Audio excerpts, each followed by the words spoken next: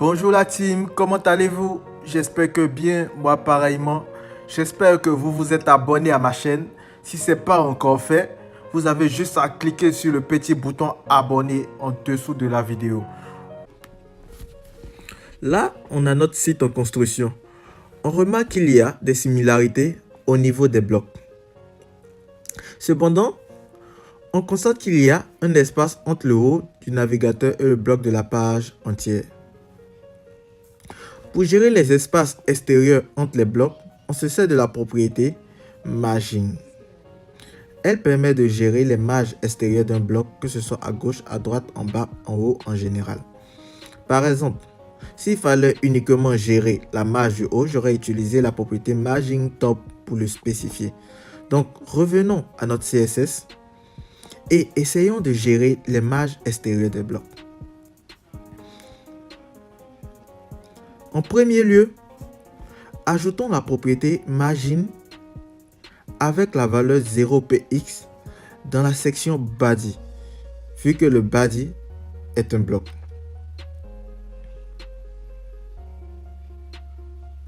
Cela va permettre de retirer les marges extérieures du bloc de la page entière, c'est-à-dire à gauche, à droite, en bas et en haut.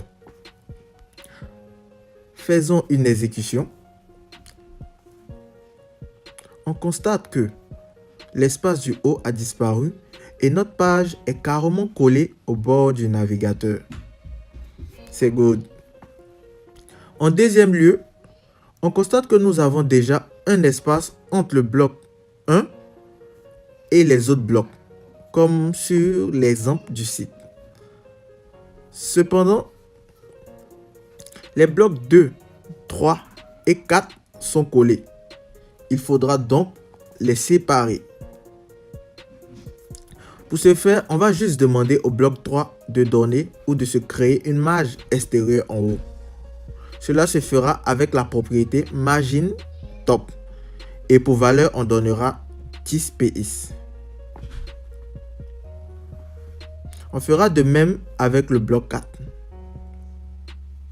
Donc toujours avec la propriété Margin Top et la valeur 10px. Faisons une exécution.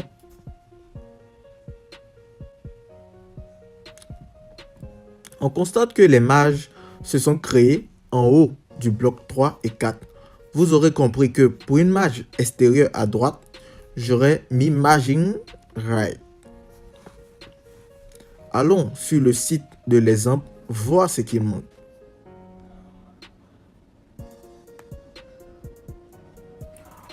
On constate que le petit bloc en blanc n'y est pas sur le nôtre. Rappelez-vous, dans le tuto passé, je vous avais demandé d'entourer ce menu avec des balises pan. On va se servir des balises pan qui contiennent l'id qui est égale au menu blanc et on va le convertir pour créer le bloc blanc. Donc, dans notre CSS, appelons le sélecteur dièse menu blanc.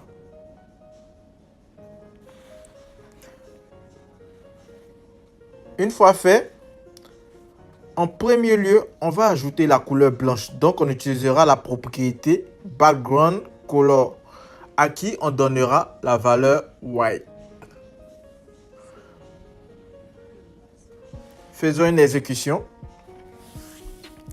On constate que rien ne s'affiche et rien n'a changé. C'est normal. Si vous vous rappelez, lors du dernier cours, j'avais dit que le div était une balise de type bloc. Mais ce n'est pas le cas pour le span qui est de type inline block. Pour qu'il puisse prendre la forme d'un bloc, il faut juste le convertir. Cela se fait en utilisant la propriété display. Donc, retournons à notre CSS. Et convertissons-le en utilisant la propriété display. Et comme valeur, on lui donne bloc. C'est fait. Effectuons une exécution.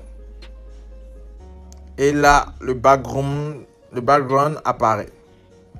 Mais on constate qu'il est grand. Donc, on va se servir de deux propriétés que vous connaissez. Déjà vu dans le tuto passé, le width et le height. Donc pour le width, je donnerai 20%.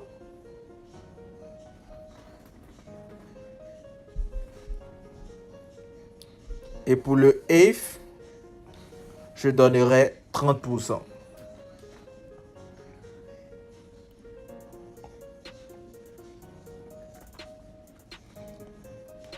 Faisons une exécution.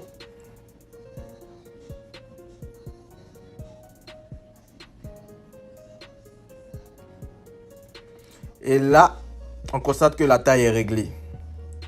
À présent, il faut gérer la marge extérieure gauche de notre bloc blanc. Cela va se faire avec la propriété margin left. Je suis sûr que vous l'avez deviné. À qui on donnera une valeur égale à 40 PX.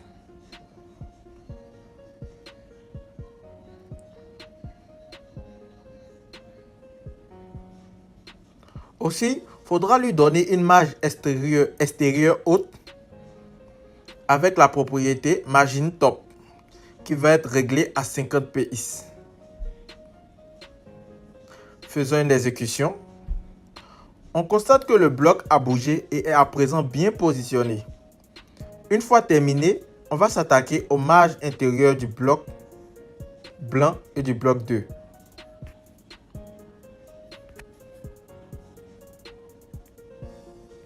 Ces marges intérieures des blocs sont gérées avec la propriété padding. D'abord, occupons-nous du bloc en blanc. On va lui donner une marge intérieure en haut avec la propriété padding top.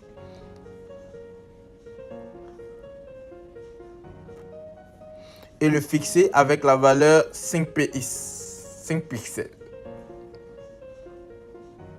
Faisons une exécution. On constate que les écritures ont décalé vers le bas. Ensuite, on se rend dans le bloc 2. On remarque que le test est plus haut. Mais petite remarque, ce test est composé de 2 balises titres. Et les titres sont aussi des balises de type bloc. Donc, il faudra s'adresser directement au titre en leur disant créer une marge intérieure. Moi, je m'adresserai uniquement à celle du haut, le H4, car si elle descend, le bloc du bas fera de même. C'est comme avoir 2 solides.